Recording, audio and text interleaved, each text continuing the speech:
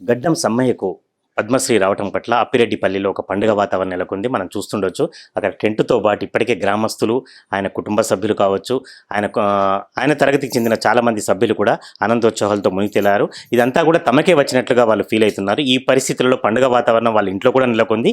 వారి కుటుంబ సభ్యులను, అందులో మన దగ్గర కోడలు ఉన్నారు, కొంతమంది కుటుంబ సభ్యులు ఉన్నారు.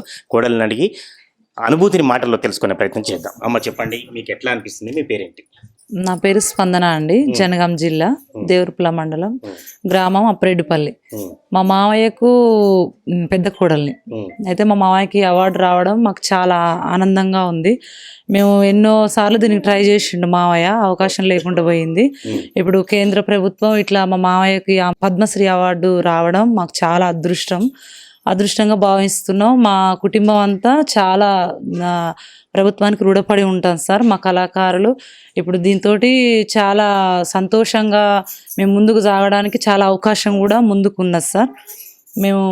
మా మావయ్య కూడా చాలా, ఆయన కళ నెరవేరింది సార్ మాకు.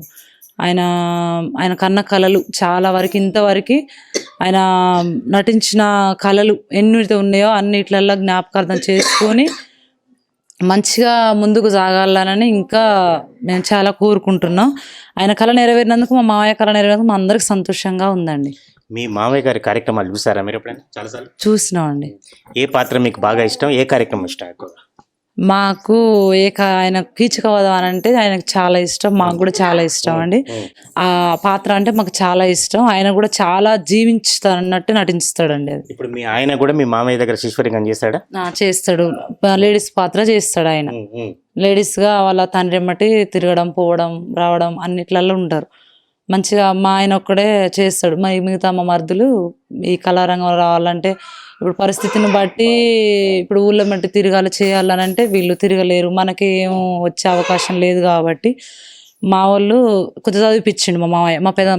మా ఆయన ఒక్కనే ఈ కళారంగంలో దింపిండండి.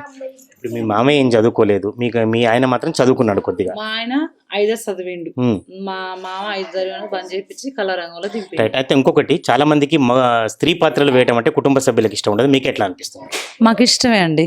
మా ఆయన స్త్రీ పాత్రలు వేయడం మాకు ఇష్టమే. మా మామ ఇష్టపూర్తినే నేర్పిండు.